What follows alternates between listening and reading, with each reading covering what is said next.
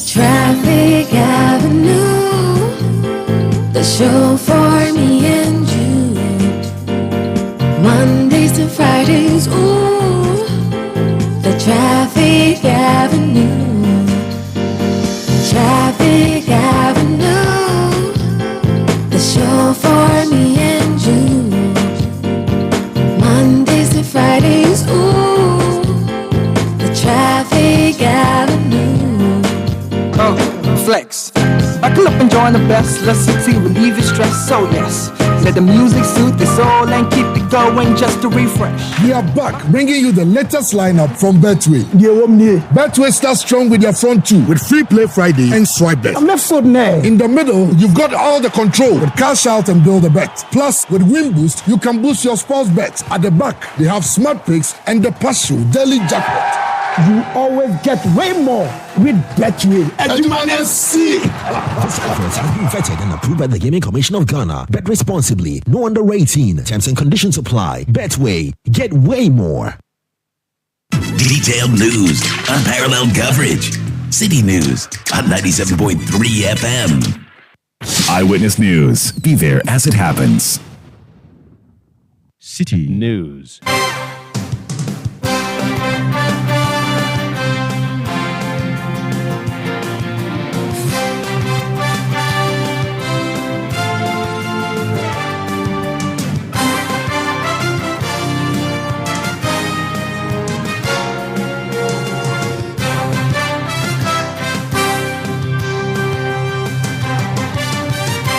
It's 17:30 GMT. This is Eyewitness News on 97.3 Citi FM. I am Umaru Sanda Amadou. Tonight, I'm here with Ajua Tenkrama Domina. And coming up over the next 90 minutes.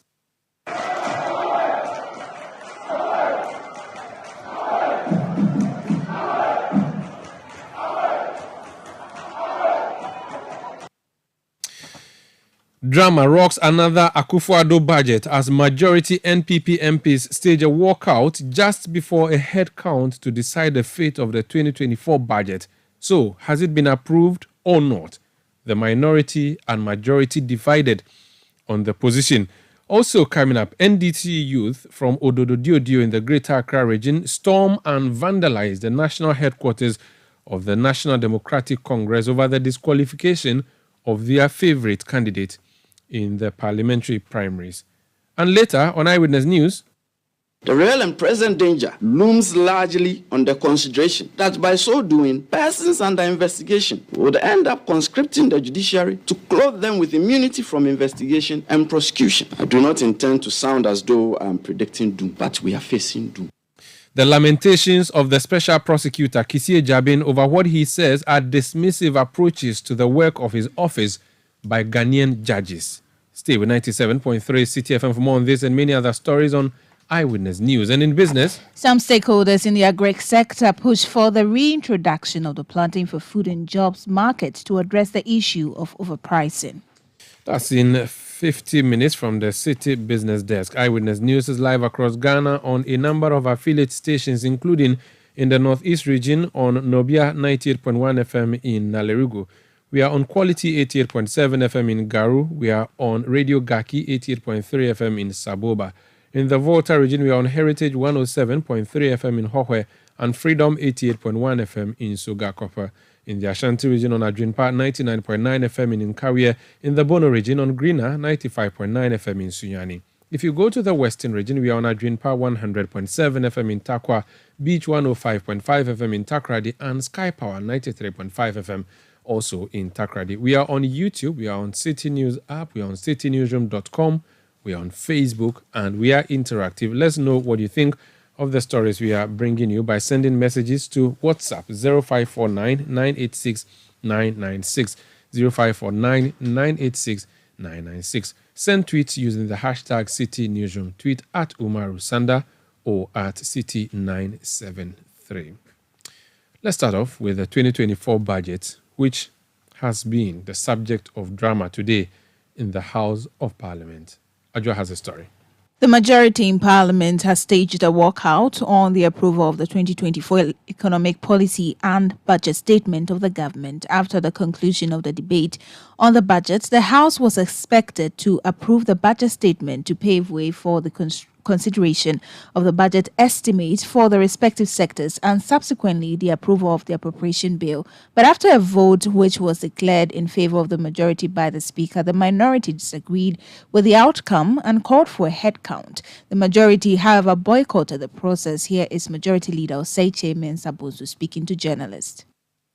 The debate had concluded with the minority leader winding up for and on behalf of the minority, and I also coming in to wind up for and on behalf of the majority. When we finished, what was to be done was for the Speaker to put the question.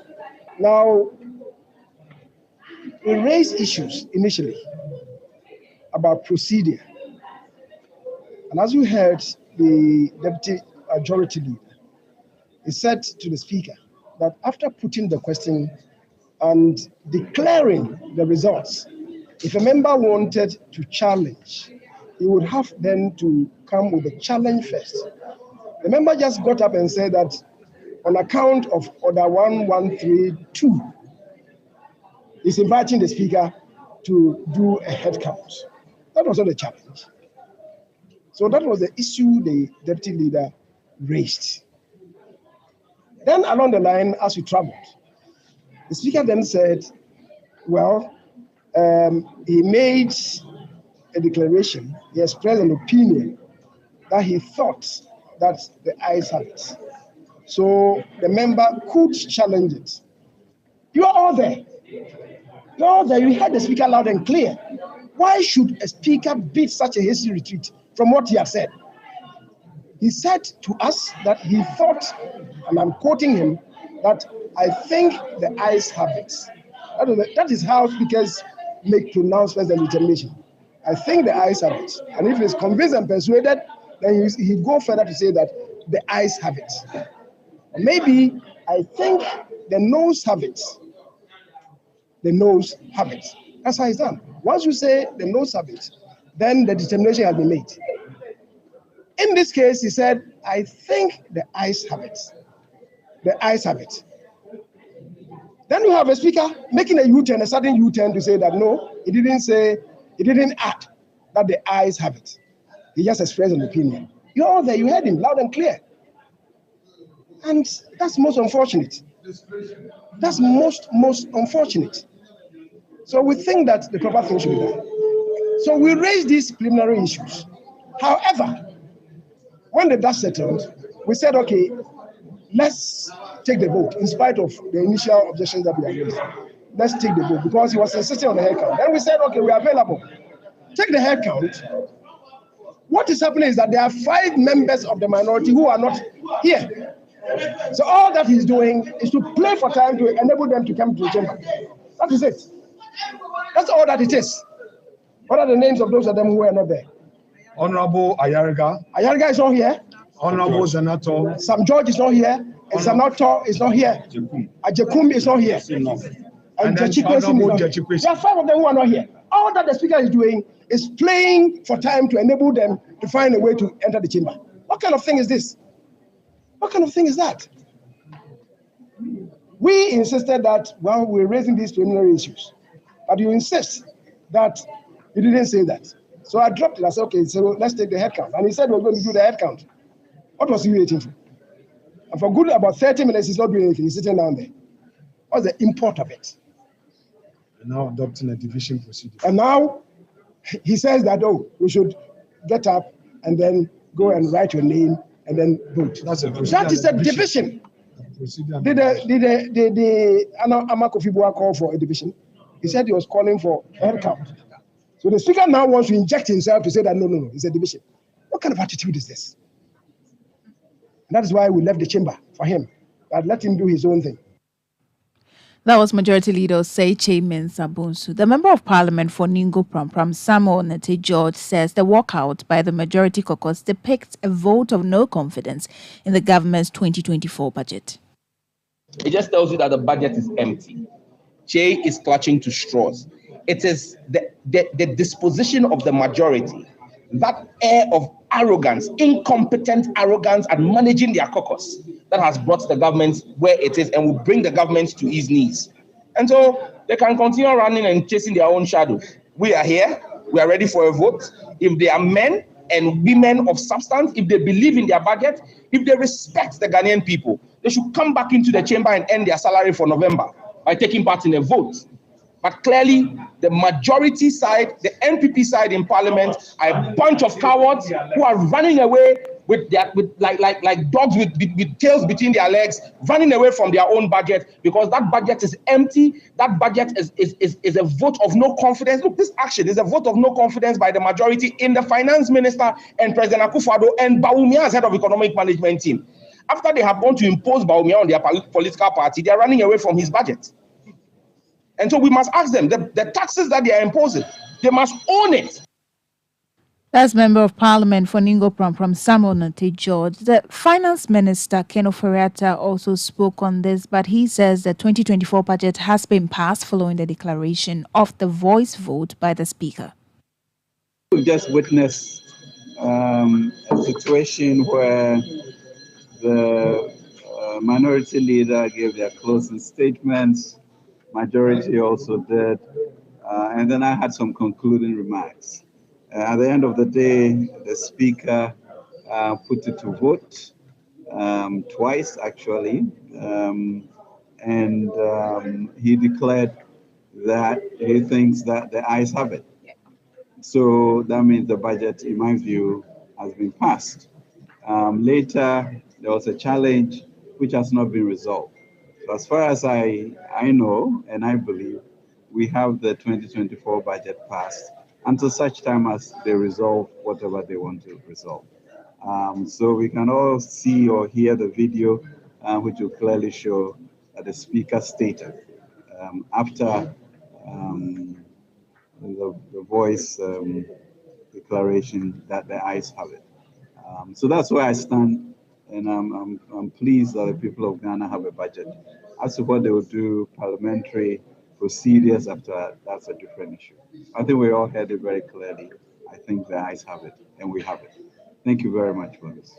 Mr. Are you not concerned about what is going on, the back and forth, the minority challenging the West? I think all of us have gone through this for 7 years. So in terms of what the You heard Finance Minister Ken Ofori-Atta. Now, Minority Leader Dr. Kesi Alatuforsin says the 2024 budget has not been approved and the caucus will not support its approval in its current form. He has been defeated in a grand style, comprehensively. In fact, this is the second time this NPP has run away from their own budget. Second time in the history of Ghana. Sensing defeat. We have got them and we'll get them again another day. The fact remains that the MPP does not have the numbers to approve their own budget. And you bear us witnesses. You are here.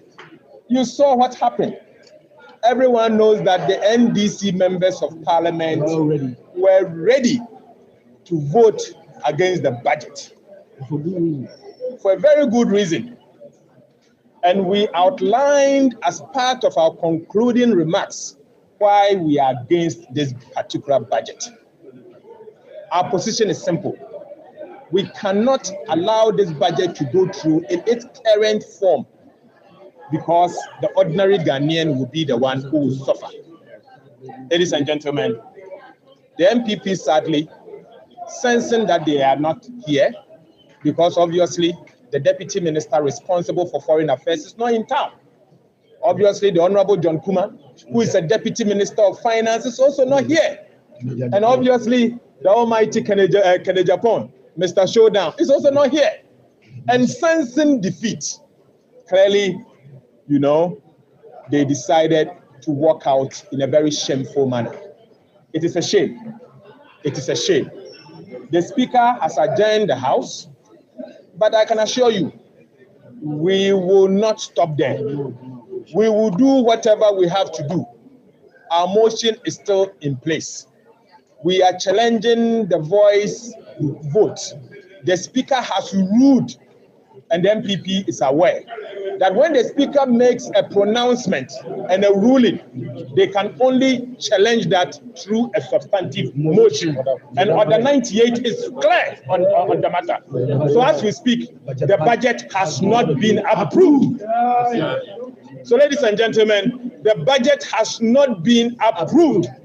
So let everyone be aware and let the MPP MPs get it. They have lost it. Yes. They have lost it. They have lost the way, and they have lost the mandate to do business in this house. But we want to conclude by saying that we live to fight another day, and tomorrow is another day. You heard the minority leader in Parliament, Dr. Casey Alatofosin. Yes, Eyewitness News on 97.3 Citi FM. Sounds like a deja vu, doesn't it? 2 years ago, a similar incident happened on the passage of the 2022 budget. There was a split. There was a decision that budget had been rejected and thrown out. It traveled all the way to the court, and we've seen a new law created where the person presiding, being a deputy speaker who is also a member of parliament, is allowed to sit in the speaker's chair and vote. And indeed, we saw the member of parliament for Bekwai, who is first deputy Joe Osewusu, presiding as chairman or speaker, joining his NPP side to vote for the budget to eventually go through. Now we are seeing a similar situation evolving again around a budget. Ni Ayukwe Okan is our correspondent in Parliament. He's joining us on the line. You're welcome to Eyewitness News. I was just recounting what happened the last time we saw a standoff which traveled to the Supreme Court. We are seeing this one too. I do not think this budget debate was as charged as the 2022 one was. And the 2022 one was that charged because of the e-levy, which was a bone of contention. Where did the two groups have a disagreement on, for which reason there was a need for them to even have this back and forth about whether or not the budget has been passed or not? What are the thorny issues? Because the LI, which has been the controversial one the past few days, is not really an item on the budget, is it? Well, that isn't an agenda on the budget, on the order paper for today. That was scheduled to take place tomorrow, as directed by the Speaker yesterday. But if you would recall, the minority in Parliament has over the period been reiterating that they are not in support of this budget, that's the 2024 budget, because the government intends to rake in about 11 billion Ghana cedis through the imposition of taxes, and they are not going to support it because they feel it is not going to inure to the benefit of business operators, for which reason they feel that they will not support the budget. And today, after the debate on the 2024 budget, we had the conclusion remarks from both the minority leader and then the majority leader, after which we had the Finance Minister, Ken Ofori-Atta, also making some final remarks. Afterwards, we were expecting that there will be a voice vote to approve of the 2024 budget statement and economic policy of the government. But then, after the voice vote, the Speaker declared that he thinks that the yes have it, which affirms majority. But then the minority raised concerns that they do not attest to the fact that the yes have it, so they would call for a head count. And this was made by the deputy minority leader, Emmanuel Amakofibua, and the Speaker decided that, well, so if that is the case, then they are going to take the head count. But the Speaker indicated that per the head count, they would mention your name, you stand up, and then your votes will be recorded. And this did not sit well with the majority, for which reason that they staged a walkout from the House today. So the issue of numbers obviously is the reason. This parliament is not like any of the parliaments in the past. It's a hung parliament where the NDC and MPP both have 137 MPs and one independent MP caucusing with the NPP. There are back and forth accusations of who is not in the chamber and who is in the chamber. Clearly, there are issues of numbers, aren't there? Exactly the case. So from the majority side, what the Majority Leader Osei Mensah-Bonsu actually claimed was that about 5 of the minority members of parliament were not in the house. He even added that Sam George was not in the house. But then we saw Sam George in the house, and he actually came to later address the media. So which means that if we take Sam George out of the equation, then obviously you have 4 of the minority MPs who were not there. And then the minority was also alleging that we didn't have Mavis in Council Board, that's the Deputy Foreign Affairs Minister. We didn't also have the Deputy Minister for Finance, John Kuma, and then also Kennedy Japan, the MP for Asin Central, and then some other people. So they think that both of sides of the house did not have the required numbers to ensure that they approved of the budget, for which reason that the majority felt they had to work out. So the speaker took a break, came back, and then they adjourned. In adjourning, did he say emphatically whether or not this budget has been approved or not? Because the two sides have different narrations they are sharing with us. So once the majority walked out, there was some disagreement on this, because the minority has also called for a head count, which they were expecting that the speaker would, go ahead with. But once the majority walked out, this head count did not take place. So the speaker had to suspend sittings. But then when he returned, he just sittings. Thank you so much for speaking to us. That's Ni Ayikwe Okan. He is a correspondent in the House of Parliament. Let me go to the other line and speak to the deputy majority chief whip and member of parliament for Tolong in the Northern Region, Honorable Habib Idrisu. You're welcome to Eyewitness News, sir. Thank you. Why did you whip your MPs out of the chamber instead of whipping them into the chamber, as majority side should always be doing? In fact, it's not necessarily saying that we whip them out of the chamber. There was some kind of disagreement in the chamber at the time that the speaker was saying that they will be calling members' names and then they will now be responding. So we thought that it was not right because the challenge on the decision of the speaker was that we should go into a head count. For people's names to be mentioned, then that means that you have to be in a division. But the person who challenged did not say that we are going into a division, but rather said it was a head count. So we thought it was not proper. But what is very clear and emphatic is that the 2024 budget and economic statement of the government of Ghana has been approved by Parliament today. So the budget stand approved, and the disagreement on terms of workout was just how to do with procedure on challenging the ruling of the speaker. So the budget is approved, and that is not in contention. So if the budget was approved, why did you walk out? I have already explained to you. But my point is that, so what was the point of the walking out? Because the walking out came after the speaker asked for a head count. If the speaker asked for a head count and you had a difficulty, you could have stayed and debated that, but you walked out. So how do you resolve that issue now? The speaker didn't call for the head count. It was the deputy minority leader, Kofi Amabua, who called for the head count. And then the speaker then said that if it is going to be done, then they were going to be mentioning members' names, and then they will stand up. And that only happens when there is division. That is when you will be able to mention members' names. But when you say a head count, then you need to use the marshal or the clerk at table to count the number on this side and count the number on this side. That was the disagreement we had. And we said that even the one who was challenging the ruling of the speaker never called for division, but rather called for head count. And for that matter, we were leaving. Our decision was that where the budget statement was, the debate was concluded, the speaker put the question, and when he put the question, the decision after the question was that the ayes have it and the budget is approved, and then there was a challenge. So what is in contention is the challenge on the ruling, but the ruling of the speaker stands until otherwise that there is a counter decision to annul the decision, and that's what they seek to do, but that was not successful. So what is binding on the House is that the budget statement has been approved.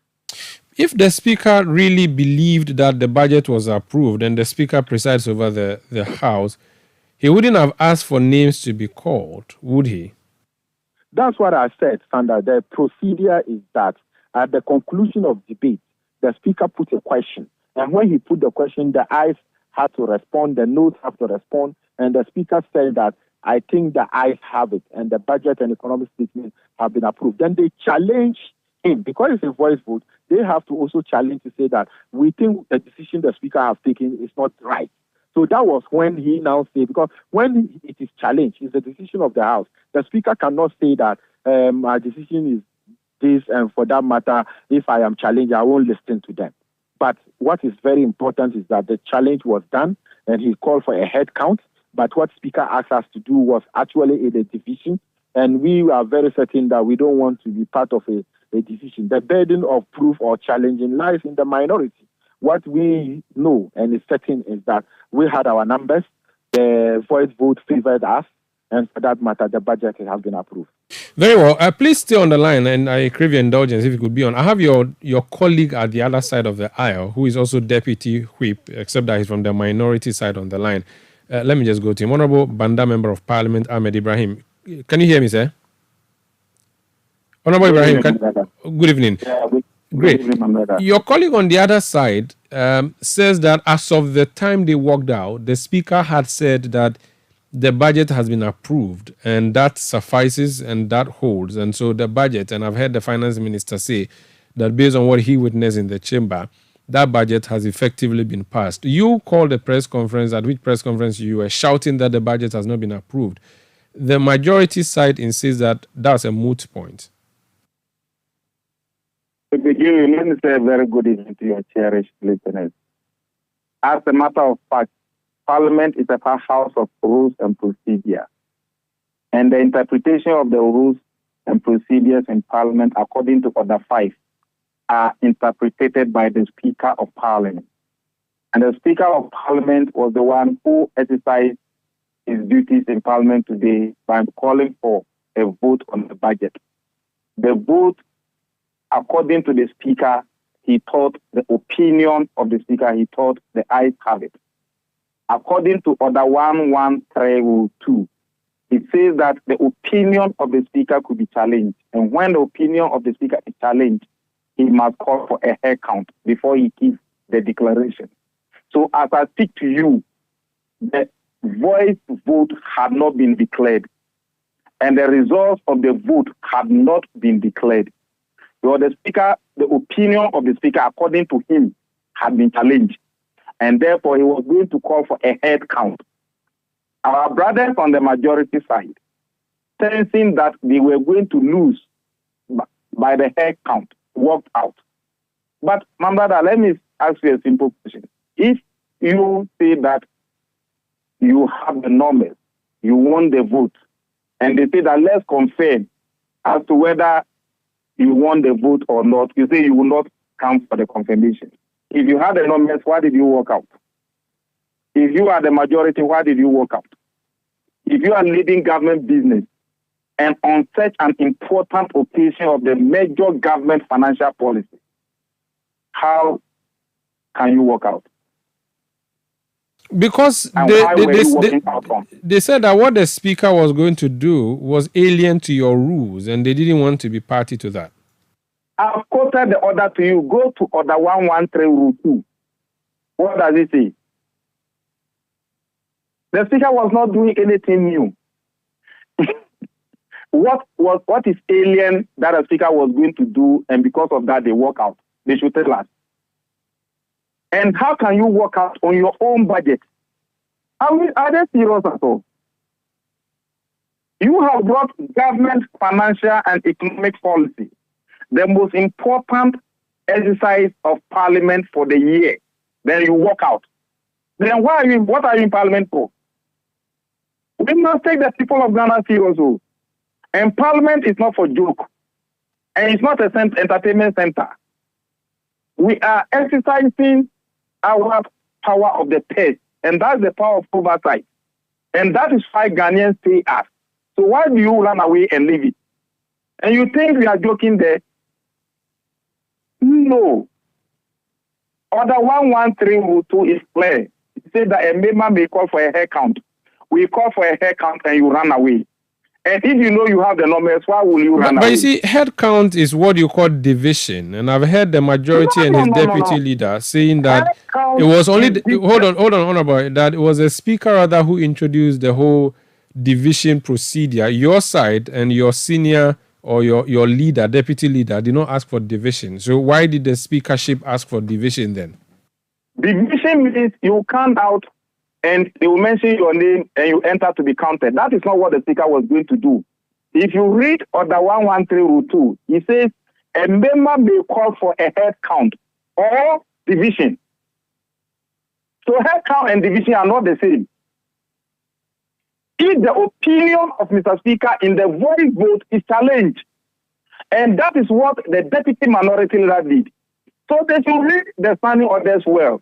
Division is different from a head count. You know what?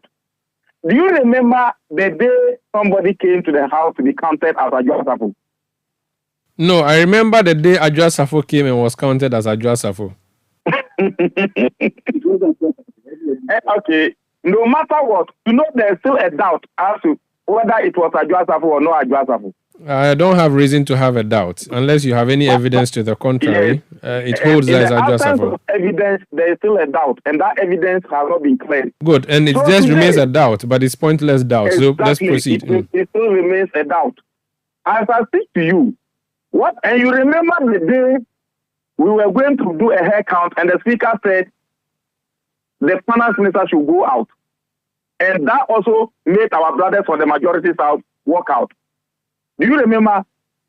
Yes, proceed. Exactly. So today the finance minister was seated there. Ministers who are not members of parliament were seated there. Then the speaker, and there were some deputy ministers who were not members of parliament. It was on that note that I wrote on my feet and mentioned the members on the majority side who were absent in the chamber. So your point is that based on this precedent, what happened today was not division and just a head count. It was a head count, and the speaker said, "Turn out to be counted." Okay. When they mention your name, they mark you. So in that case, nobody could have impersonated any other person. All right. Now, the majority leader has said that the speaker appears to be in bed with the minority. He did not use. And the minority let me just put a question through. No. Let me put the Honorable Ahmed Ibrahim. Let me just land with my question, then you can respond. He did not say it in so many words, but he inferred that the speaker was buying time for you, the minority, because some of your colleagues were absent. He goes ahead to list about 4 or 5 of them whom he said were absent. He says the speaker spent 30 minutes in the chamber simply trying to buy time for you. How do you respond to that? And that it appears he was playing the game with you, and they couldn't be part of that. I, on the floor of Parliament, challenged the majority and pleaded with the speaker to go ahead with the hair count. And I made it categorically clear that the majority side, led by Honorable Afenyo Maken, were buying time, waiting for the other colleagues to come. So I said it on the floor. And what was said on the floor is what is supposed to be fact. The majority leader rather was the one who, the majority were those who were buying time. And I stated it on the floor. You can go to the answer. Honorable Habib, you are off air, so kindly allow Ahmed Ibrahim to land. I'll come to you, sir. Go to Parliament, ask for the videos and audios, and ask for the contribution of Honorable Ahmed Ibrahim. I stated it clear that Mr. Speaker should go ahead with the head count, and I appointed the deputy majority, Honorable Afenyo Maken, that he was doing that in buying time. And I pointed to the majority that if they knew they had the number, they should let us go with the head count. This was my contribution. The 4 or 5 MPs that were mentioned as being absent, can you say to me tonight that they were not absent? Who and who? I think Dr. Zaneto Ajiman-Rawlings, MP for Korle-Klottey, was mentioned. I think the Honorable Mahama Ayariga Boku Central MP was mentioned. I do not recall the other 3 that were mentioned. But were these people in the chamber? You are the whip. As a whip, I can say on authority that the Honorable Canada Japan was absent. No, not from the MP. No, not from the MPP side. Can you confirm that these 2 MPs from your side? Honorable Ahmed Ibrahim. The Honorable John Kuma was absent. I can say on authority that 3 of their members confirmed were absent. And on authority, how many of your side were absent? On our side, it is 2 Honorable Zaneto Ajiman-Rawlings, Honorable Mahama Yariga, and Honorable Quinton were the only three who were not there. And we knew still we were more than them. So we said, let's go and vote. No. So why did they run away? How many of theirs were absent? 3? About 5 of their members were not there. You listed 3 names. No, we were. I can count now. I can count up, but we knew that 5 of their members were not there. I've given you those I stated on the floor. And 3 of yours were absent. Very well. Okay, thank you. I stated to the speaker that Mr. Speaker, I can see the Honorable Kenneth Gapon is not here. All right. The Honorable Mr. Bobby is not here. The Honorable John Kuma is not here. I stated it on the floor of Parliament. Very well. Thank you so much. I didn't. That's fine. So you know it very well. But if you have the number and they say, heck, why will you run away? Very well. Simple logic. Thank you for speaking to us. That's Honorable Ahmed Ibrahim. He's MP for Banda and also Deputy Minority Whip in Parliament. Let me conclude with his colleague on the other side, who is MP for Tolong and Deputy Majority Whip. Honorable Habib Idrisu. So the view now is that this budget, according to the minority, has not been approved. You hold the view it is approved. What happens tomorrow? You are in leadership. But I said that the issue of this by 2024 budget is settled. It has been approved. The question is that if they are saying that it has not been approved, what decision of the speaker did they challenge? What decision? The decision that the budget has been approved. So if something is challenged, does that not remain? Is that not what currently that it has been challenged? But you see, when a decision is taken and you challenge the decision, unless otherwise there's another decision to overturn the previous decision, then that means that the initial decision stands. The decision that the budget has been approved was what they tried to challenge, and it has not been successful because the head count was not done. Because it's, as Ahmed said, he's an experienced deputy whip. When they call for head count, it means that you have to be counted, and division means that your names are to be mentioned.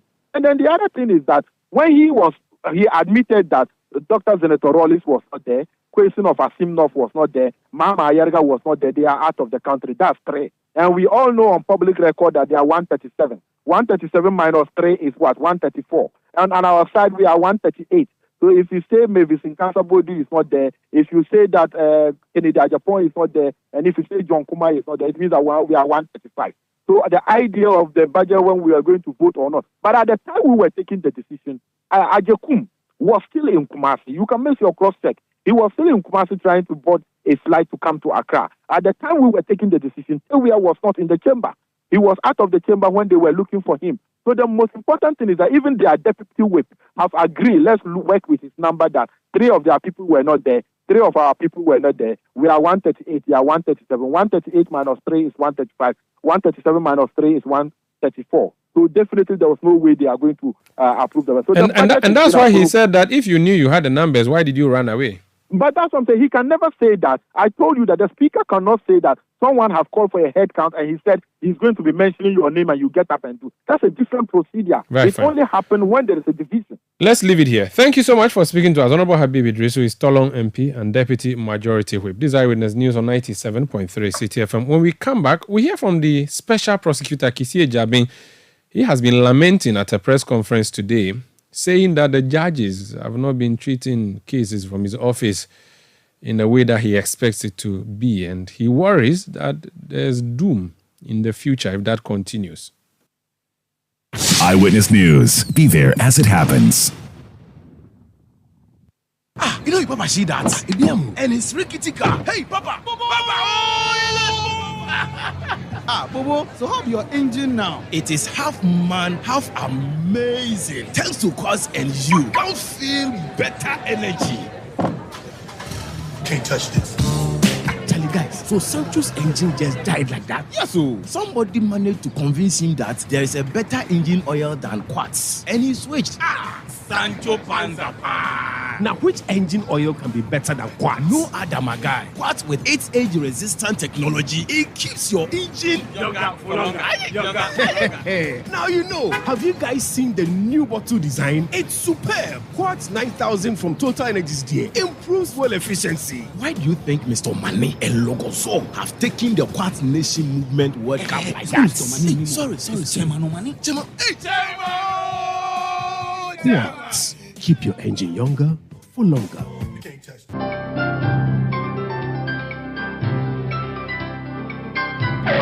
Using a condom will protect you and your partner from HIV, STIs, and unplanned pregnancy. Condoms are an effective way for protection against HIV infection. Don't take risks. Use a condom every time.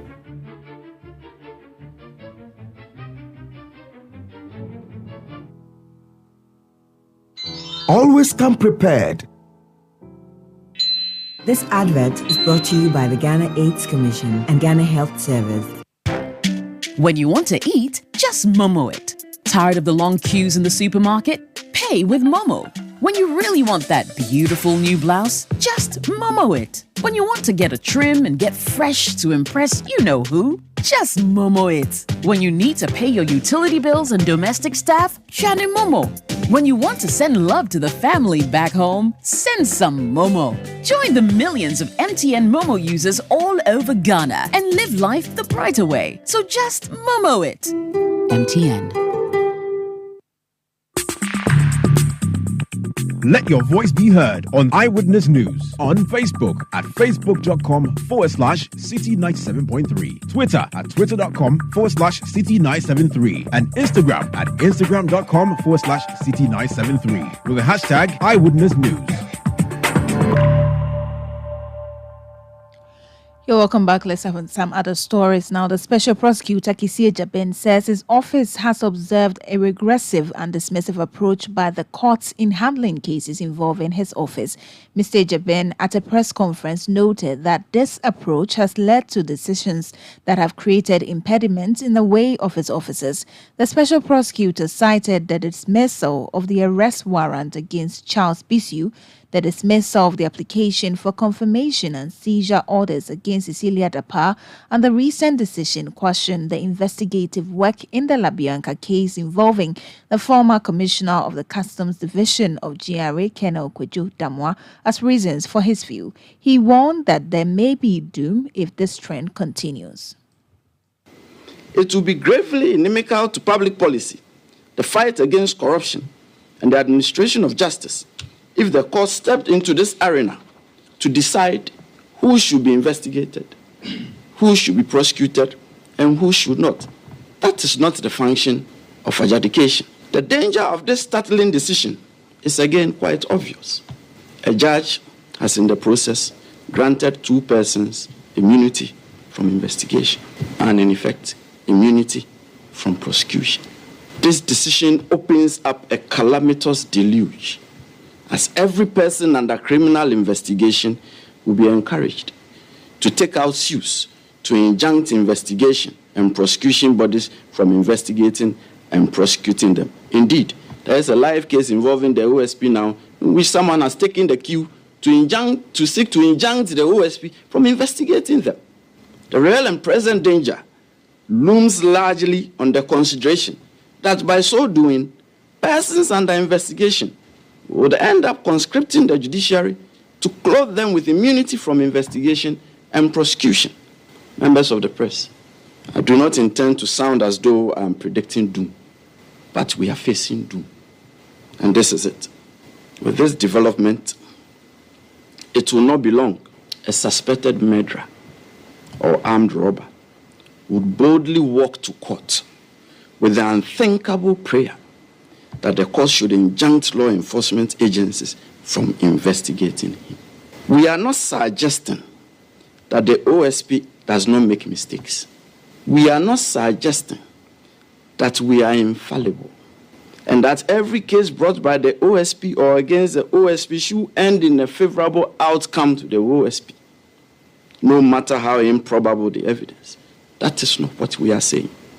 However, it seems to us that this flagship public agency created by law to fight corruption should receive better regard and consideration by the courts, and not this developing trend of dismissiveness and regression without regard to its governing enactments, and certainly not the erection of non-existent hurdles in its work and operations.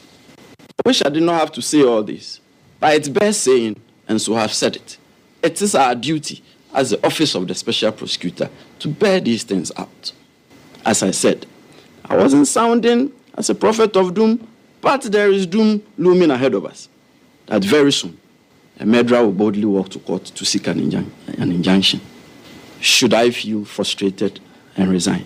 I took an oath when I was sworn in. And in my life, when I take on the reins to do something, I do it to the best of my ability. Those who do not understand tree, please forgive me. They say I'm a unkwanoma. Me de me cry about for it. Me hear the me to me. You heard the special prosecutor, Kisi Ejaben. Let me speak to Martin Kpebu. He's a lawyer, has been doing constitutional matters. You're welcome to Eyewitness News, sir. Thank you. Because of your training and where you lived, you understand Tree very well. The last part he spoke in Tree, I'm sure you understand that, and that's where I want to take it off from. What do you make of that? So he's saying when he's done his part, when he's contributed his quota, he will go. Yeah, that's to be expected. It's hard to read too much into it because he has a definite term of 7 years. So I'm wondering if he wanted to say he would resign before time, he would have said so. So in the absence of that express statement, I'll take it that when his 7 years are up, he has to go. It's a one-term. I see, but does it also sound as if he's frustrated and saying that it's just a matter of time that he goes? Yeah, obviously, after the frustration is written large. Yes, you see it. Yes, the frustration, I think that's the whole, what do you call it? It's been clear from the beginning of the interview to the end, and or call it a press conference. Yes, it's clear that he's frustrated, and he didn't mince words.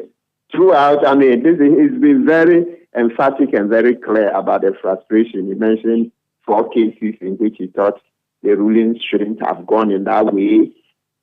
He mentioned how the general public, we ourselves, we've not supported enough some of our comments, even when we are commending him, they are half-hearted, how we are over-criticizing and tearing down the work of the OSC, etc. So he's been very clear that he's frustrated by the happenings in this country. And this happens. He's frustrated. Martin Amidu, when he was the OS or the SP, he was frustrated, but he was frustrated with the people who set up the anti-corruption body, and he thought that they were not really willing to see that body thrive. And in his frustration, he decided to put the job down and go home and rest and continue with his retirement. So his frustration was against the persons who set it up. But Kesi Ejaben's frustration is against the bench. He's a lawyer and he is unhappy that 4 of his cases were not dealt with the way he wished they would be. Can he take up the bench and succeed and win? And is that even a safe approach to adopt for a prosecutor who is hoping to have favorable decisions from judges to be calling them out at a press conference like the way he did today? That's the curious part, Sander. Yeah, so I've been reflecting on it, and, like what you said. But then again, what you said, that's the received wisdom, that do not hit the crocodile's head whilst you're in the middle of a river, because when you do, it will just turn you over. It will just capsize you, like you say. It's an old Ghanaian proverb in many languages. Yes, whilst you're in the middle of the river, don't antagonize the crocodile, right? Yes, but you see, so the thing is that, let's put it this way. It's Mr. Kisi Ejaben who has all the facts. He sees with the whole situation. You and I don't have that big picture. So I've been saying, but Kisi is a smart man, very smart. So, except of course, I disagreed with him vehemently on the Dubois matter, and I see he still starts to raise, and I want him to know that I still disagree. He should eat humble pie on that particular thing, right? But that apart, he's generally a smart man. So to come out, like you said, calling out the judges in those cases, it's something that perhaps I need to reflect more again before commenting on it, because for a smart man to do that means that he has more that you and I don't have. So we have to give him some slack. But like you said, that's a danger. If you call out, then there is that danger that some may even get angry. But the good side is that judges generally, are not supposed to hear such comments outside and carry those into the courtroom. That's why I said, so I want to be slow. Yes, it's caused some stir in me. I've been uneasy about it. I'm like, oh, is that it? But that's from our training, that don't antagonize the crocodile in the middle of the river. But you see, the being done something. And he even mentioned a part where, like, before being saying, judges like to be criticized. Yeah, the expression may not be like to be criticized, but maybe you can say judges take on criticism, yes, because it's an open society, right? But so maybe, and he referred to cases that his personal experience at the bar when he was in court, and some judges said, when he was an academic, he didn't critique their judgments enough and the rest, yeah. So that gives him the impetus. He thinks what he's doing is also within the spirit. That one, it's not easy to, come to a conclusion that yes, he's right on it. We're also reflecting. But like I said, the best way to analyze it is that it means that he's considering some other factors that we are not. So, Mario, let me mention this. There's that thing too at the bar where sometimes you say, listen, sometimes if you're scared of rocking the boat, you will never make progress, right? It's a very common saying. So you hear that from a lot of people, that the way we are very differential to authorities, very, very differential. Hey, this is the boss. Hey, Charlie, don't do anything to antagonize the boss. Don't do anything to antagonize the big man. People have said it's one of the biggest problems we have in this our country. So we end up worshipping these people in society, and it's giving us all manner of issues in our governance system and the rest. So just understand that in every society there comes a point where somebody will say, listen, I will bear the cat. You see, so what I'm doing is that I'm articulating that strand of thought that it exists. You can't get all of us being differential to authority all the time in the hope that we don't antagonize the system and that the system will punish us. You see, it can't happen. Sometimes there are those who say, listen, we need to be frank, we need to be brutally honest about certain things. So that's the way I see it. But the average way I'll tell you that in matters like this, just go on appeal. Finally, is it too early to be asking him to resign if he finds the place too problematic? No, Sandra, we can't think about a resignation. That's one thing I still find difficult to forgive Mr. Hamidu for, that resignation. Mr. Hamidu has a huge stature. He brought a huge stature to the office, and that alone was good. So when he did that resignation, it was an anticlimax. I'm still finding it difficult to just let go that resignation. I don't think Mr. Kissi should do that. I think overall, he's made progress. You see, this conversation, see how we've named and shamed people. So even if he loses in court, you shouldn't forget that in the court of public opinion, we finished the cases. We finished. Yes, I don't want to mention it, but we all know. We've seen how people cannot account for certain things. And that is the thing. History is all out there on the net. Posterity will never forget that. So we all know. So it doesn't matter that some technicality may happen in court and you will lose. No, it doesn't matter. The most important thing is that when it came to just common sense, plain common sense, please, this 5 cities, where is it from? SMC cannot tell you. SMC will be dancing around. Today is from here. Tomorrow is from under my pillow. The next day, there's another. So, we finished. The court of public opinion is very important, and the media, you've done your part. That's why let's learn this and maybe Google this up more and see.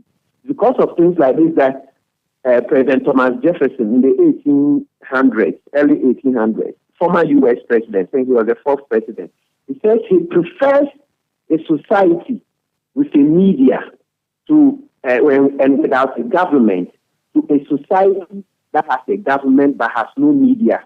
If you look at Article 162 clauses 5 and 6, especially clause 5, that you guys should uphold the accountability and responsibility of the government. You've done well. You've given us opportunity to discuss these cases, from St. John's cases to all the other ones, and see how people say, oh, at a point there was this emoji that they would do. When you do something good on social media, they say, you've done very well. I'll give you 2 plots in Achimota Forest. Then you see St. John's face on it. 2 plots in Achimota Forest, 1 plot in Achimota Forest, etc. So as a society, the cases, even though we've lost in court, but we've been able to use them to preach, to conscientize our people, to re-energize our people that as a society we are against illegal acquisition of wealth. And those stories and those discussions, those conversations are priceless. So Mr. Jabin should take consolation in the discussions, so we should improve our ethos. So today, listen, certain people, so can you imagine the kids of these people, even if they are driving a Rolls Royce, Sandra, you see it, and they tell that this is Mrs. Stamp. Inside your head, you be like, that's the money. That's the money. So, Sandra, you are not likely to allow your daughter to marry a Mrs. Stamp. That's how we were brought up. We're told that, hey, if you amass wealth, if you steal, nobody will give their daughter in marriage to you. So, and that thing is still there. Certain things you go, they say, no, don't go to this house. Okay. They've done this. I also know there's also some families who welcome wealth, no matter how it's acquired. But I'm saying that at least we have made very clear that we don't want illegal wealth, as enshrined in Article 286 Clause 4. Thank you so much for speaking with us. Martin Kpebu is a private legal practitioner, giving us his views there on the comments made by the Special Prosecutor Kisi Jabin earlier today. Let's move to the headquarters of the NDC now, shall we, Adwa?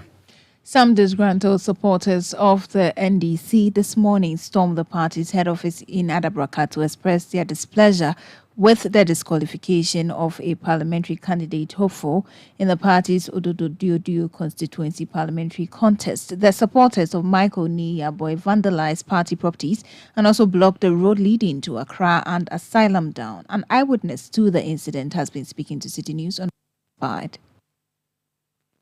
So, according to them, they said there's an MP that they want, who is called Don, and they have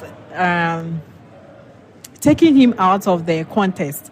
Meanwhile, he's the one who has been helping the community for a very long time, more especially sending the youth in the community to school. And as I'm talking now, according to them, they said he's sponsoring almost 13 or 18 students, both university and SHS. So he's the one that they want and not the other two, because the other two, according to them, they are incompetent. One, he was given an assembly man to do and he couldn't fulfill his promises. And he was given another chance by being a secretary, becoming a secretary. And that one too, he left the country to stay in abroad and he has come back to seek for the MP's position. That was an eyewitness to the confusion at the NDC party head office in Accra earlier today.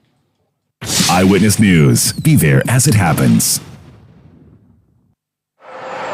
Oh, what a nice move towards the cashier. Yep, you can trust my wife for that when she's using my Access Bank Visa card. Oh, look at that. Too much swag. Her swiping is impeccable, especially when Access Bank Visa cards are offering up to 40% discount. Aha, I see where her confidence is coming from. A 40% discount. That's something. What is she paying for? It's a spa moment. Get an Access prepaid, debit, or credit Visa card. Transact and enjoy up to 40% discount when you shop at your favorite retail outlets or Access Bank loyalty partners. Your Access Visa cards can be used for local or international transactions. Access Bank, more than banking. Mommy, please, let's go.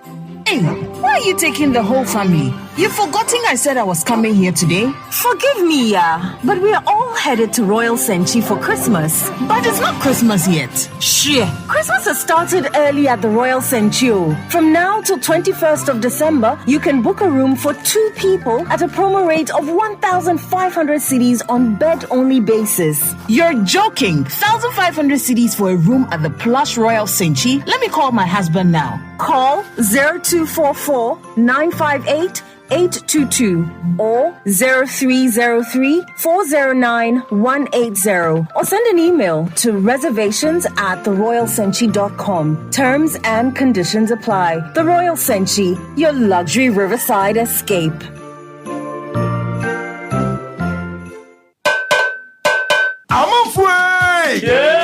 Media Sambisanda mo.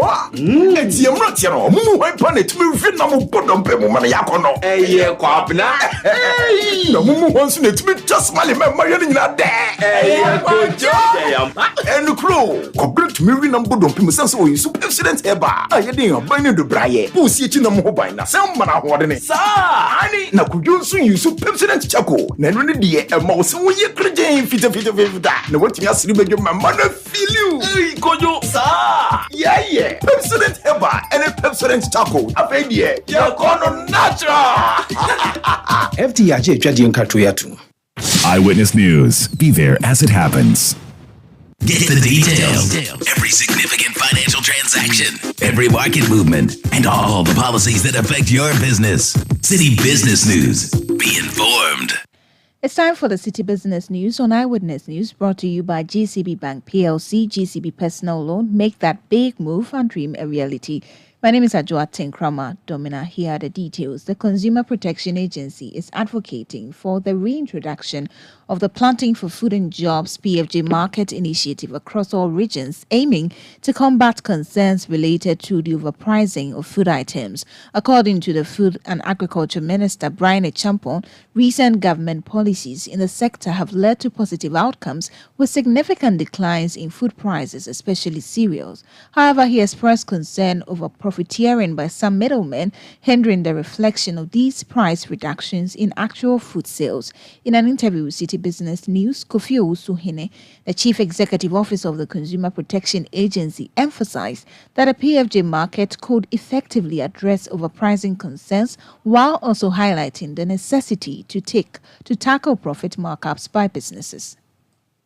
For you to tell me that the food is at this price at the market, yes, I can consider transportation. But one thing to have noticed is the profit markups or the profit margins of our Ghanaian businesses needs to be looked at again. Because businesses don't make 25% profit anymore. They make 100 and 100 plus. And sometimes you can't blame them, because if they also don't sell it 100%, how are they also going to be able to afford the other commodities that has been increased? So it is a very, very difficult situation that the country finds itself in. We should look at it. We cannot do price control, but what government can do, if government is able, as the Agri Minister has identified that the farm gates, then maybe we should have an outlet where government, as it was the former Minister for Agri tried to do, that bringing food to the public, but it was only sold at Accra and one market. It should be everywhere that people should be able to go and buy subsidized government goods so that competition will bring the prices down. Kofi Owusu-Hene is Chief Executive Officer of the Consumer Protection Agency. Ghana has positioned itself in a strategic spot by adopting an action framework dubbed the Accra Call, geared towards ensuring a free and secure digital space. The Global Conference on Cyber Capacity Building, which is currently ongoing in Accra, helps countries to promote cyber capacity building to support broader development goals. Signing the framework on behalf of the government, the Senior Presidential Advisor at the Jubilee House, Yao Osafo-Maafo, underscored the critical need for international collaborations in combating cyber threats. The outcome of documents will call for the elevation of cyber resilience in international and national development agenda. I am reliably informed that this document will outline concrete actions that will strengthen the role of cyber resilience in enabling and accelerating sustainable development. These actions are expected to promote cyber capacity building that effectively serves the needs of developing countries as we embrace digital transformation as a cornerstone of economic development. There should be more talking between the developed countries and developing countries on cyber capacity building. We need it because we can then grow faster and develop faster than we are doing at the moment. As I said, we do have to invent a way. We've already done it, and we need to get access to it. Ladies and gentlemen, the call will further place emphasis on the need for strong partnership, demand-driven capacity building, and diversified financial resources to address the increasing threats posed by cybersecurity risks. You heard the senior presidential advisor Yao Osafo Mafo. Before we go, Ambassador of the European Union to Ghana, His Excellency Ichad Razali, is working towards addressing climate change-induced challenges in the country. Ambassador Ichad Razali disclosed the European Union is playing a leading role in climate financing in countries like Ghana to ensure the country meets its climate adaptation and mitigation targets. According to him, Ghana is also a beneficiary of an amount of €40 billion, which has been allocated by the European Union to tackle climate challenges in the country. He made these remarks in his meeting with key stakeholders in the country ahead of the 28th edition of the Convention of Parties, COP28, in the United Arab Emirates. Was to assess what we are currently doing as the European Union with Ghana in order to address better the issue of climate change through what we call adaptation and mitigation. I had the opportunity to remind that by far the European Union is leading the pack when it comes to climate finance. We are spending 40 billion euros in terms of climate funding worldwide, meaning funding as well developing countries to meet adaptation and mitigation activities. And as the European Union, we are cutting by 55% our emission by 2030, which is a key driver as well to mitigate climate change. His Excellency Ichad Razali is the ambassador of the European Union to Ghana. And that's all for City Business News on Eyewitness News. The business news is brought to you by GCB Bank PLC, GCB Personal Loan. Make that big move and dream a reality. My name is Ajwa Tinkrama Domina. Many thanks for your company. But up next is Point Blank. Stay tuned. Hello, Linda. You won't believe what I am planning next. I want to start my postgraduate degree, buy a car, and build my dream home. But you know what's stopping me? What's that, Mike? Money, oh. That'll be my biggest wahala. Oh, you are sorted, Kra. With a GCB Big Move personal loan promo, you can borrow up to a whopping 400,000 Ghana cedis at a significantly reduced interest rate in less than 24 hours. Like, seriously? How do I qualify? Yes, it's available to all GCB salary account holders. Plus, you get a 2-month grace period before you start to pay back. Susket, I'm opening an account with GCB now. Get a personal loan of up to 400,000 Ghana cedis at a significantly reduced interest rate in less than 24 hours. Call 0800-422-422 or visit your nearest GCB branch today to fund your next big move as we celebrate 70 years of greatness. T's and C's apply. GCB Bank, your bank for life. Let your voice be heard on Eyewitness News on Facebook at facebook.com/City97.3, Twitter at twitter.com/City973, and Instagram at instagram.com/City973 with the hashtag Eyewitness News. You know, Papa, see that? And it's rickety car. Hey, Papa! Bobo, so how your engine now? It is half man, half amazing. Thanks to Cause and you can feel better energy. Can't touch this. Actually, guys, so Sancho's engine just died like that? Yes, so somebody managed to convince him that there is a better engine oil than Quartz. And he switched. Sancho Panzapa. Now, which engine oil can be better than Quartz? No other, my guy. Quartz with its age-resistant technology, it keeps your engine younger for longer. Now you know. Have you guys seen the new bottle design? It's superb. Quartz 9000 from Total Energies there improves fuel efficiency. Why do you think Mr. Mane and Logoso have taken the Quartz Nation movement World Cup like that? Sorry. Quartz. Keep your engine younger for longer. After a busy day at work, consumed by the responsibilities of work, family, church, etc., it's great to get home to a detailed and comprehensive coverage of the day's biggest stories, ensuring that all angles of the various news items are accurately and adequately covered. CNR seeks to leave no stone unturned to bring viewers the best in news reportage. Watch CNR for a comprehensive bulletin of the day's biggest stories at 8 p.m. every single day of the week, only on Citi TV.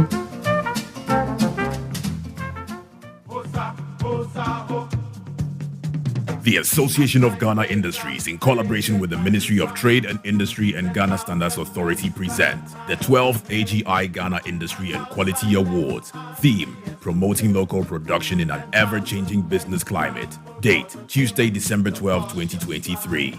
Time: 6:30 p.m. at the Grand Arena, Accra International Conference Center. Major sponsors: Goyle, Rono Motors, Olam Agri, GCB Bank, B5 Plus, Nexons, Promasidor, GB Foods, Ghana Gas, Precious Mineral Marketing Company, Latex Foam Ghana, Activa International Insurance, Silver Star Auto, Unilever, and Gasem. Co-sponsors: Casa Preco, Coca-Cola, Accra Brewery, Guinness Ghana Breweries, Sleek Garments, Africa Health Supplies, and Baltic Ghana. For tickets, call 0547 474871. Be part of this excitement. Eyewitness News. Be there as it happens.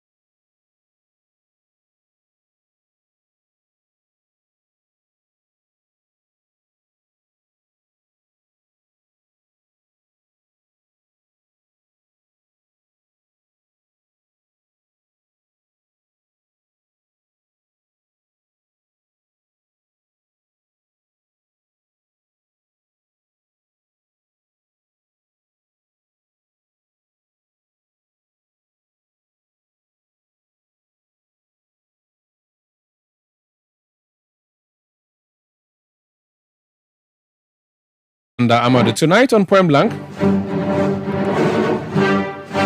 the BEC candidates have seen their smoothness level.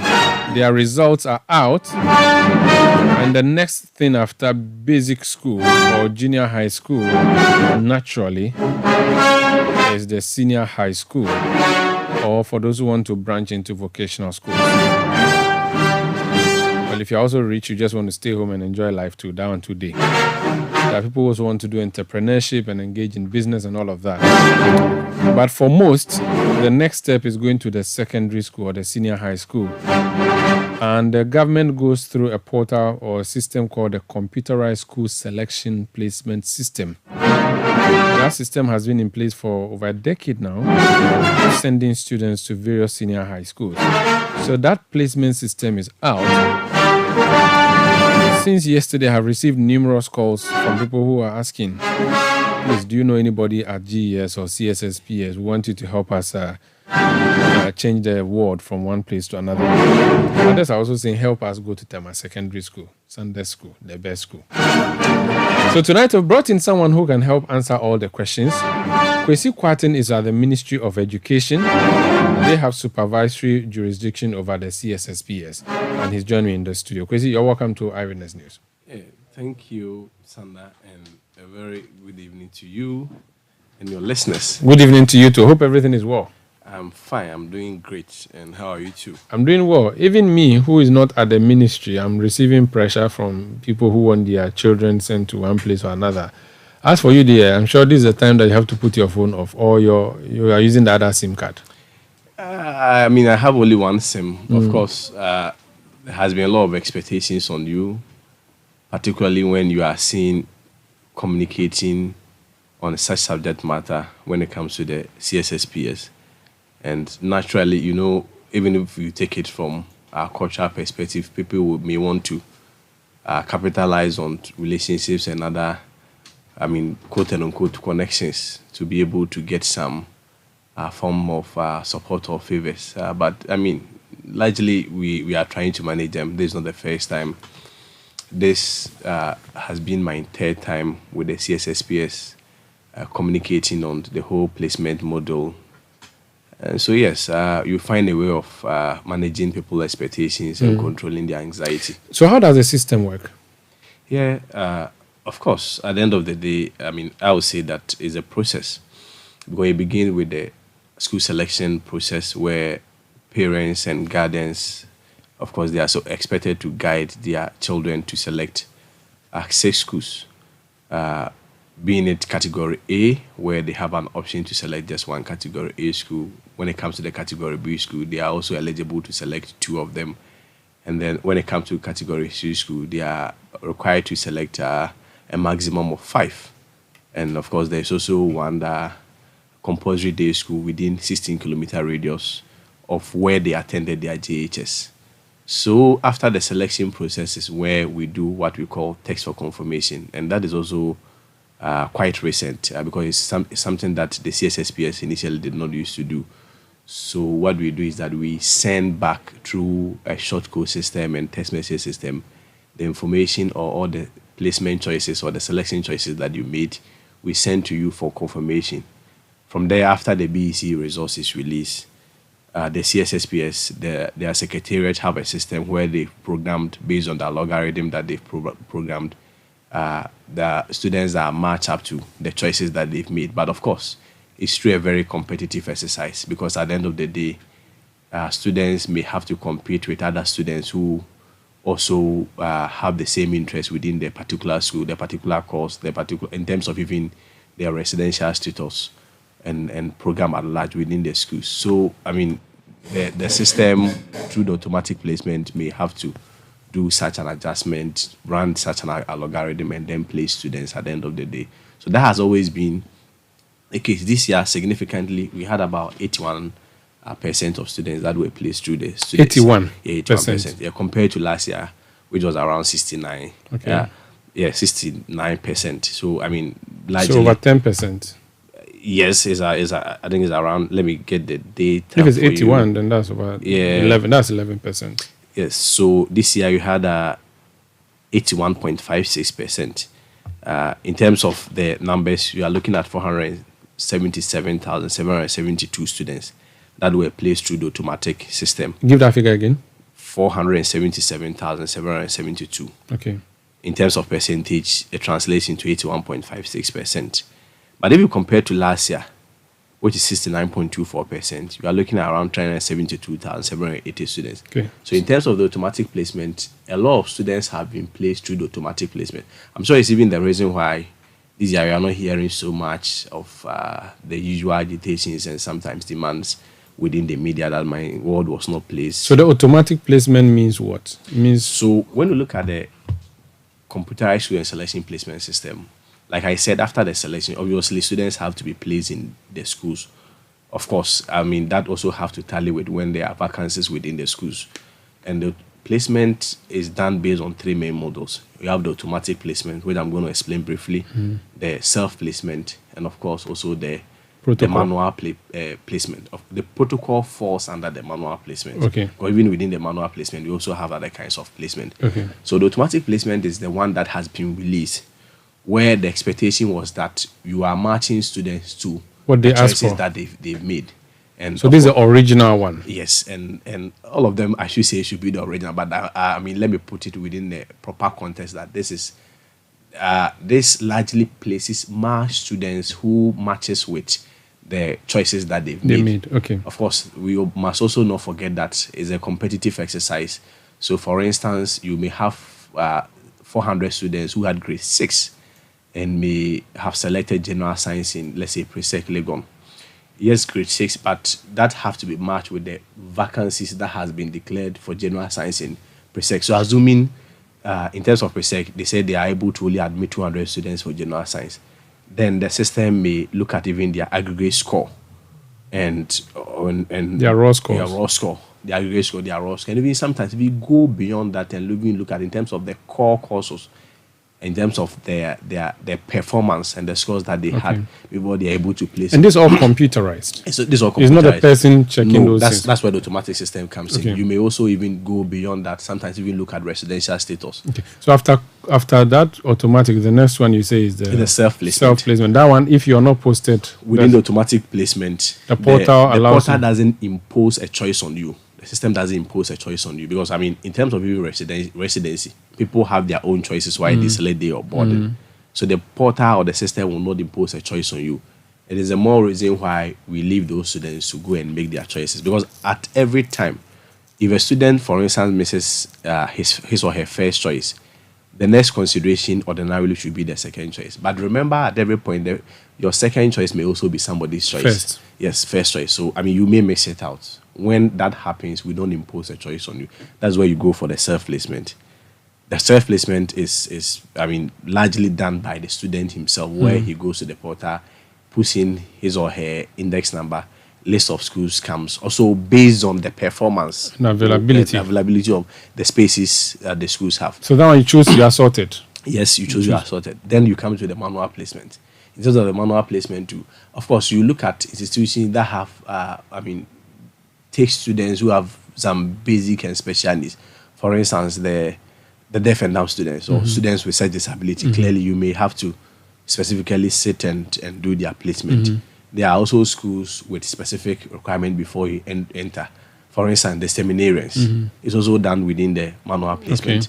And I think within the manual placement, there is also an option for the protocol placement that, I mean, recently generated some controversy. And is that also the place where you talk about people in catchment area, or that one is not under? The catchment is under area, automatic. Yeah, it's under automatic. So if you chose a school, if you choose 5 schools or 6, the system will check where is your school, which one is the closer one, and they'll consider that for you. No, you see, people may even want to school. Somebody may have completed a school in Tamale, and probably may want to school in, say, Tema. Okay.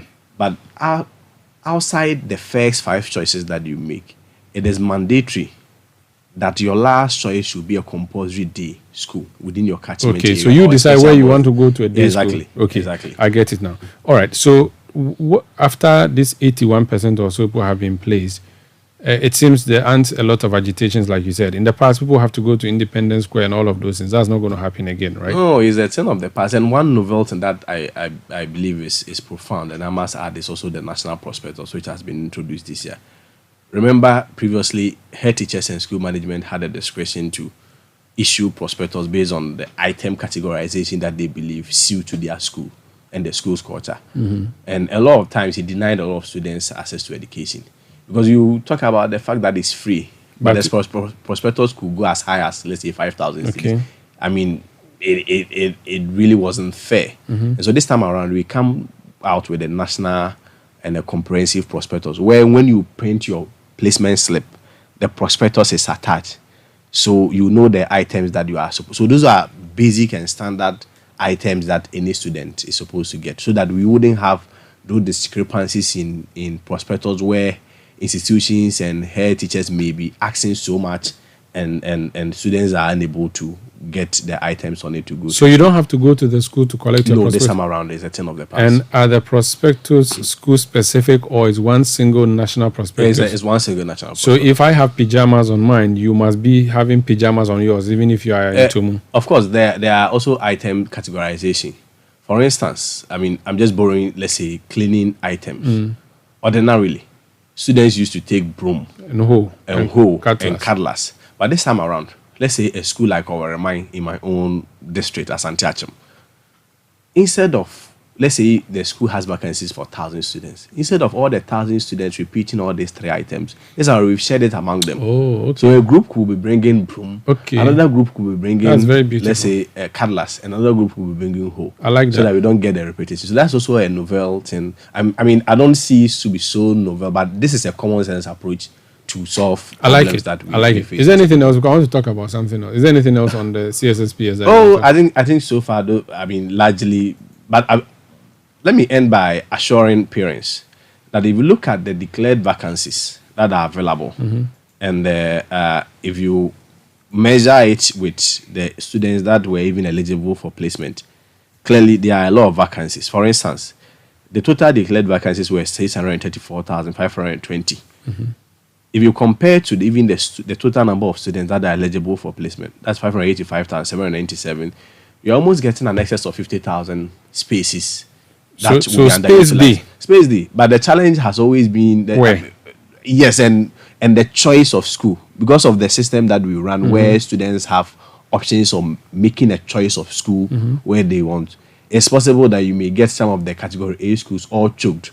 But you come to, let's say, a school in my own constituency and people may not be interested. So space day. So I'm assuring parents that. I'm going to your constituency. Oh, really? Asante Achim, okay, I almost said Asante Achim Agogo. That's a capital, right? Agogo is my constituency. That's a capital. Yeah. The Agogo is a capital. Yeah, but the constituency is Asante Achim North. Asante Achim North. Yeah. I've heard that the NPP primary is coming up in January. That is targeting sitting MPs. You are lacing your boots to contest. Is that correct? Omar, I don't know whether this is an ambush. I never expected. I thought I was going to do. I was just watching social media and I saw one or two things. Yeah. I mean, it's fine. Because you see, the last PRO of the Education Ministry is currently in Parliament. The fine boy. Vincent, my elder brother. Yeah. So when I saw yours, I said, oh, okay, it means that the Education Ministry is a platform for going to Parliament. Well, at the end of the day, if you look at it, they're still progressive. Regardless of, how people may see it. Because at the end of the day, if you do not work to earn the trust and validation of people, I'm not sure anybody is going to treat you serious.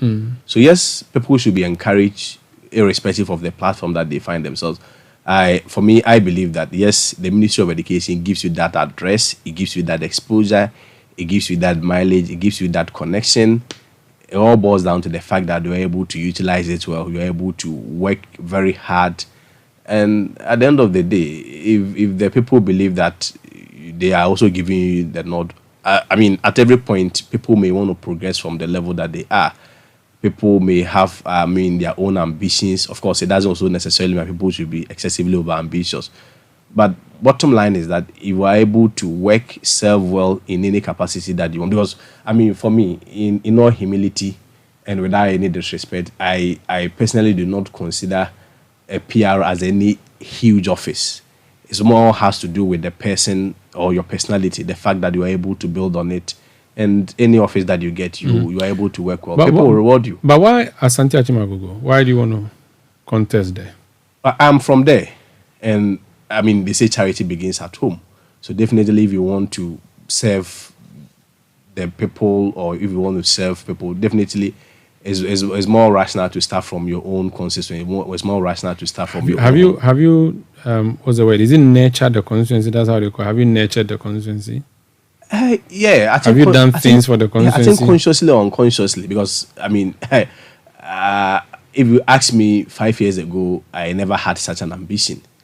But at some point, through your engagements, through the work that you do, through your services, you may not even know directly that you are impacting the lives of people in all areas, in all spheres.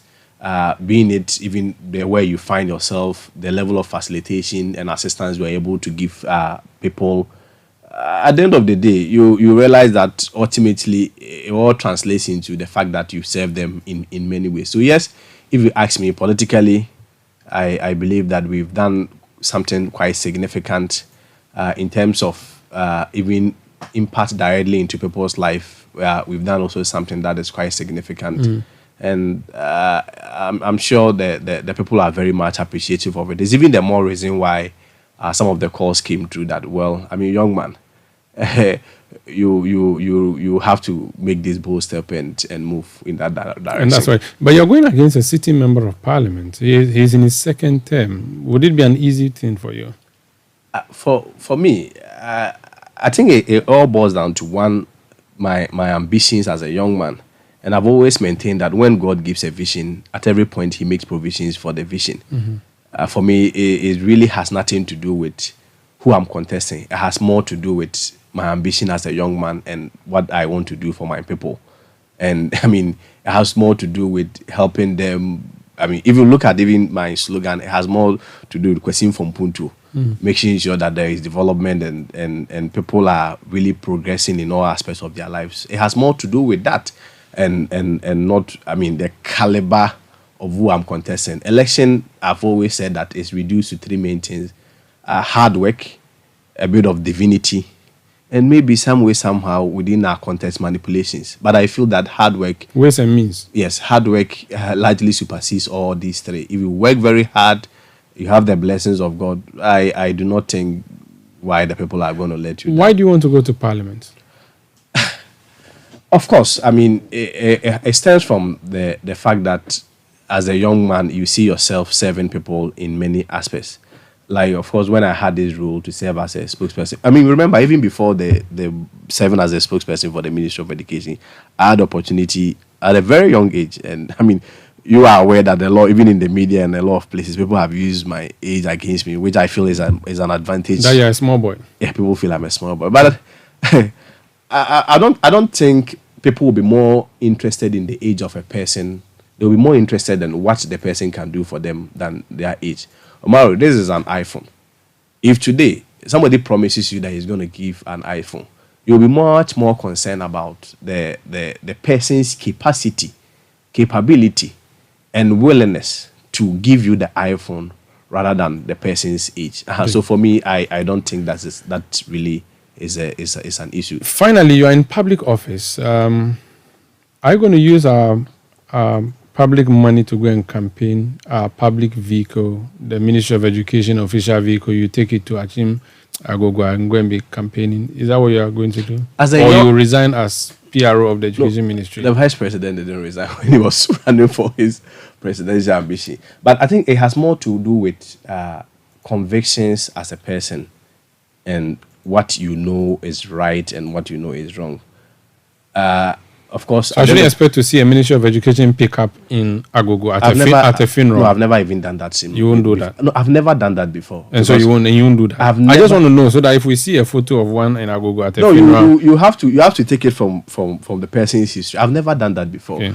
I've had people supporting me. That's why I mentioned that when God gives you a vision, definitely He makes provisions for the vision. Okay. There are a lot of people who have been supporting in many ways. People are, donating their cars, not necessarily for you to take, but for the use for the purpose of the campaign. Okay. People have been donating money. If I sit here and tell you my salary as maybe a civil servant, you tell me, please. You laugh.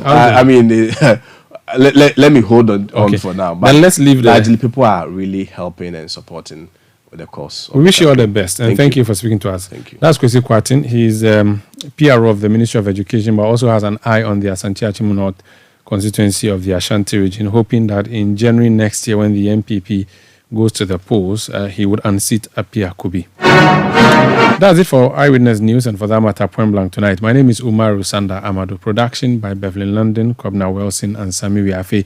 Technical support from Daniel Squashi. New media support from Edwin Kwakofi. We'll return tomorrow at 17:30 GMT. Thank you for listening. Have a good night.